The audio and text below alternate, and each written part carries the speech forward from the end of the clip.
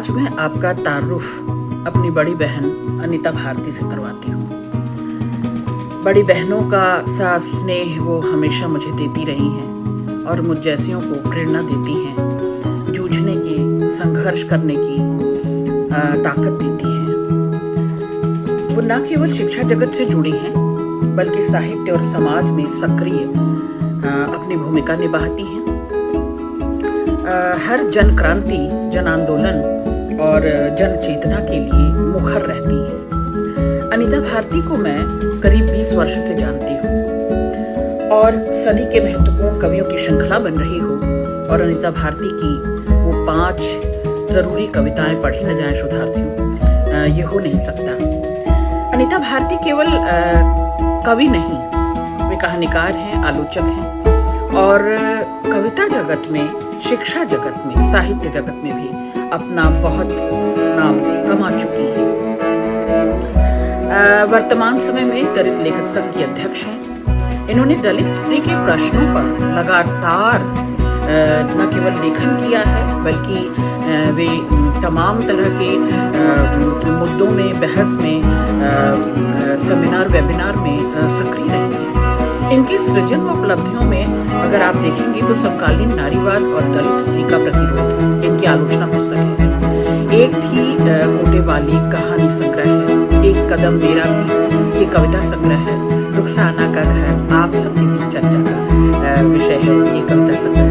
यथास्थितियों से टकराते हुए दलित स्त्री जीवन से जुड़ी कहानियों पर उन्होंने संगीत संपादन किया है। दलित स्त्री जीवन से जुड़ी तमाम कहानियों पर संयुक्त संपादन करते हुए ये दलित स्त्री के जीवन से जुड़ी स्त्रीकाल के स्त्रीवाद विशेषांक की अतिथि संपादक के रूप में भी रही हैं। सावित्रीबाई फुले की कविताओं का संपादन किया है। छोटे पन्नों की उड़ान ये इनकी आत्मकथा है और साथ ही युद्धरत आम आदमी के विशेषांक स्त्री नैतिकता का तालिबिनीकरण की अतिथि संपादक रही अनीता भारती।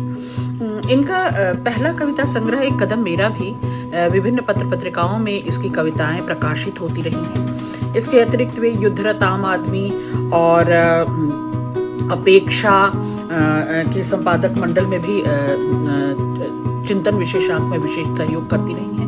राधा कृष्ण शिक्षक पुरस्कार, इंदिरा गांधी शिक्षक सम्मान, दिल्ली राज्य शिक्षक सम्मान, बिरसा मुंडा सम्मान, वीरांगना झलकारी बाई सम्मान, बेस्ट सोशल वर्कर सम्मान से सम्मानित अनीता भारती जी की आज 5 कविताओं के साथ आपको उनकी रचनात्मक यात्रा का सहयात्री बनाती हूँ, शोधाती हूँ। पसंद की पहली कविता है दोस्त।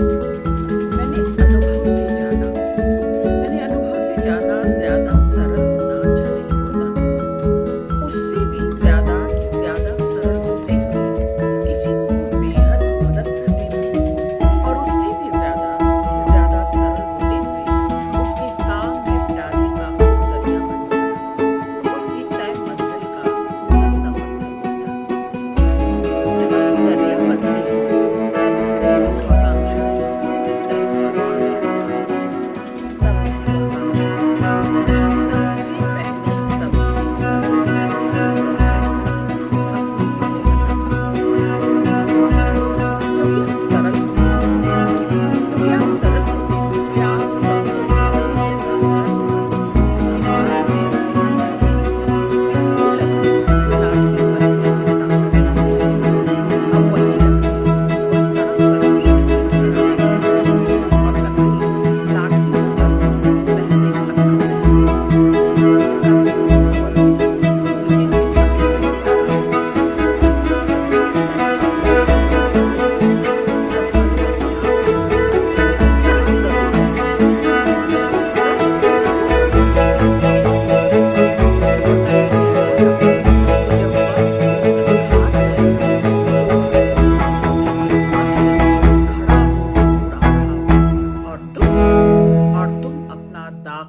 चेहरा लिए घेर कर मार दिए जाते।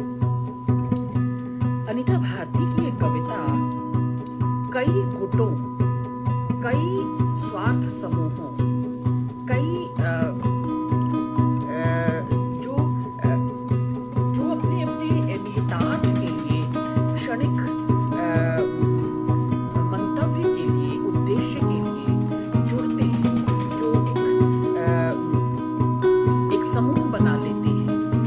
वर्चस्व पाते ही अपने ही सहायकों सहयोगियों को दरकिनार कर देते, हाशिए पर कर देते, नजरअंदाज करते हैं। अनीता भारती उन सबकी शनाख्त करती है। अनीता भारती नहीं खोती है, वो कभी अपने आप को खांचों में बांधती नहीं है, कभी अपने आप को घेरों में छोटे छोटे हित समूहों में अपने आप को सुरक्षित नहीं कर लेती। वे सदैव केंद्र में आकर, वे नेपथ्य से उभारने का केंद्र में आकर, बल्कि मैं कहूँगी फ्रंट में आकर खड़े और विरुद्ध हो प्रतिरुद्ध हो, जो भी विरोध और प्रतिरोध में स्वर उठते हैं उन सबको चुनौती देते हुए उन सबको सरल, आज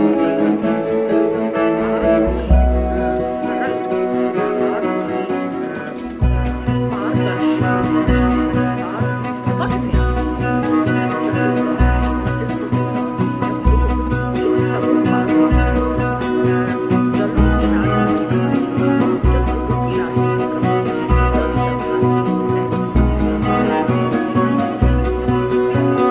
दरअसल वो सिखा देती है अपनी कविताओं में एक शिक्षण का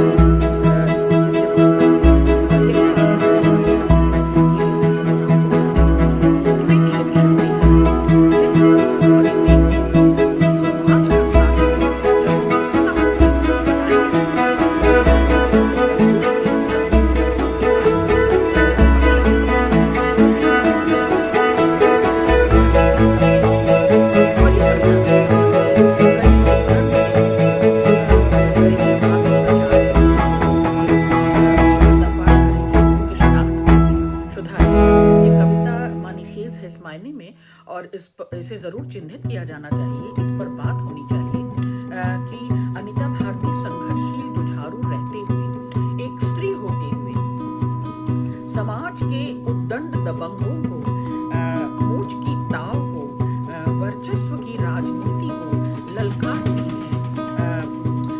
बल्कि उस ललकार में जो साहस है, जो जीवन है, मैं उसके आगे नतमस्तक हूं, उनसे सल्यूट करती हूँ। आप भी ये कविता देखिए। देखो देखो, छात्र दलितवादी चल पड़े हैं नीला झंडा उठाए, कल यही मंच पर चढ़ ठोकेंगे दावे बड़े बड़े अपनी दलित हितैषी होने का। पर क्या मात्र अपने को नीली आभा से ढक लेना ही और उसका ढिंढोरा पीट देना ही आंदोलनकारी हो जाना होता है? सुनो आंदोलनकारियों, जीवन में पक्कापन ये कोई चीज है, पक्कापन। जिस समय सब खुदक खुदक कर गर्भ दोहे चुंबक के आकर्षण में झटक कर दूसरे धड़ों के साथ मिल रहे हैं, जिस समय निहितार्थ की राजनीति खेली जा रही है, जिस समय वर्चस्व की राजनीति सारे पर्यावरण में विद्यमान है, और जिस समय प्रदूषण, जो क्या कह सकते हैं, मानसिक प्रदूषण, विभेदक इकाई, एक खंडित करने वाली इकाई सब तरफ प्रकाश में आ रही है। स्थिरता और स्थायित्व, प्रतिबद्धता मानवीय मूल्यों की बात करते हैं, और ये बहुत बड़ी बात है, इस पर तो ध्यान चाहिए कि मानवीय मूल्य क्या कहें, मानवता को चाहिए। एक खंडित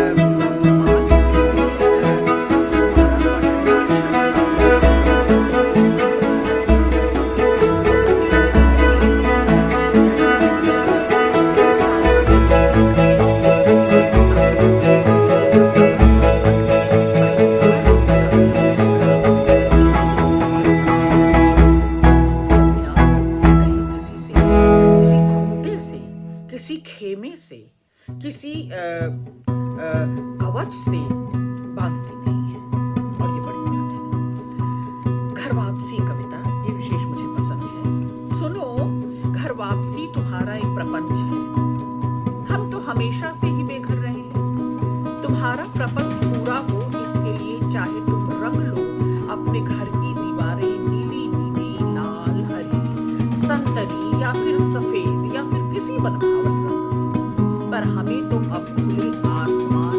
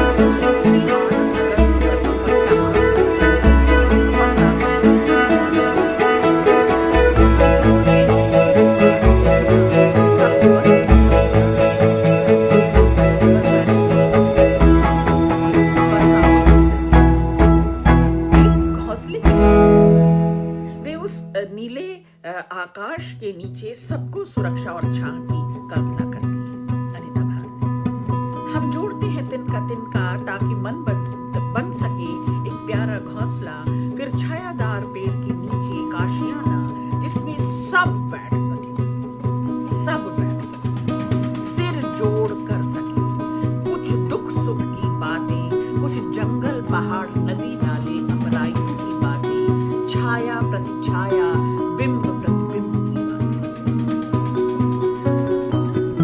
ये है संत समागम, न कि वो जो अकेला करते, न कि वो जो खंडित करते, न कि वो जो मनभेद उठाते, जो मतभेद से शुरू हो यात्रा और मनभेद मनों को तोड़कर छुटकाते। अनिता भारती ऐसी हर यात्रा के खिलाफ साधारण होने की प्रक्रिया से गुजरना चाहते हैं, बेखौफ बेलौस जीना चाहते हैं। तुम्हारी घृणित अट्टहासों के बरक्स हम खिलाकर हंसना चाहते हैं। हम अपनी हंसी से एक ऐसी दुनिया रचना चाहते हैं जहाँ किसी की हैसियत का टिकट न कटता, किसी हैसियत वाले टिकट खरीदते। अब ये तो दबंगों को चुनौती दे रही है, ये जो वर्चस्व की ये जो पूछ की ताक की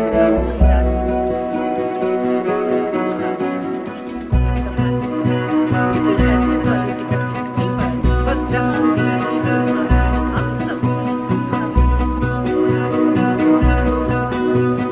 वस्तुतः बड़ा रचनात्मक जो हर जान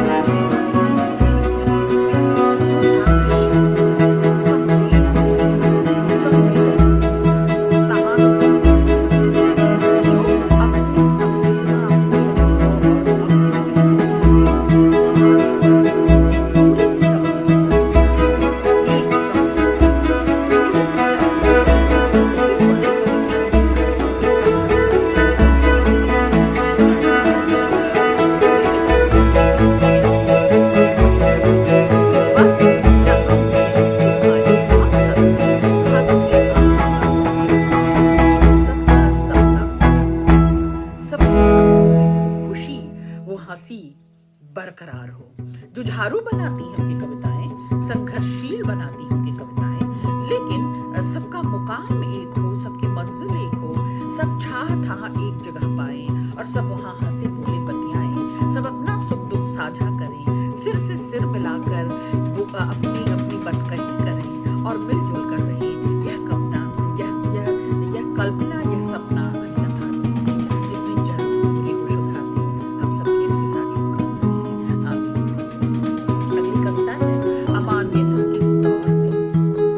यह मानवीयता का दौर, यह मानवीयता का दौर है मानवीय होने की कोशिश मत करना। अनैतिकता के खिलाफ बोलोगे तो ताक झांक करने के आरोप में सरी राह मार गिरा के जाने की साजिश रच जाएगी।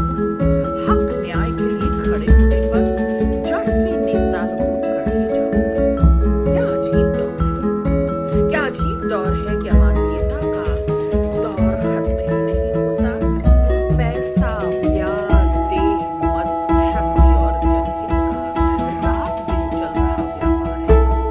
अहम टकराते हैं जामों की तरह, खुददारी टपक पड़ती है लालची लगर की तरह, लाल की तरह आंखों में पावन का नशा हसान मोड़ने इसलिए रंग की तरह चुभता है।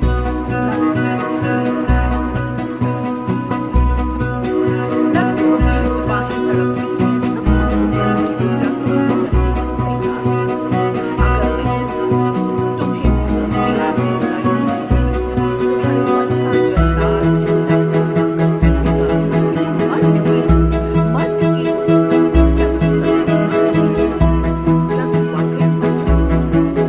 जब से तुम मान नहीं इन सबसे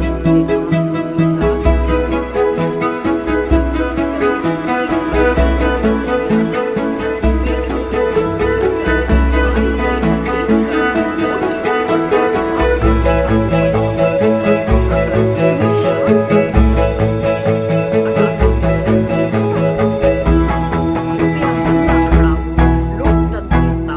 लाश गजब के उपमान है, गजब के प्रतीक है। आप देखिए एक बिंब बन रहा है। दरअसल इस कविता में इमेजेस इतने ज्यादा हैं कि लगता है कोई दृश्य चल रहा है, आपको सब कुछ विजुअल सामने आमने सामने दिखाई देता। आप साक्षी हैं, आप उस कटघरे में, उस अदालत में खड़े हैं। मारे गए अम्बेडकर, बुद्ध और कार्ल मार्क्स को तुम्हारे ऊपर कफन उन्हें शांत करना चाहती हैं। अदालत में फैसले खटाखट हो रहे हैं, रुपया नंगा खड़ा हो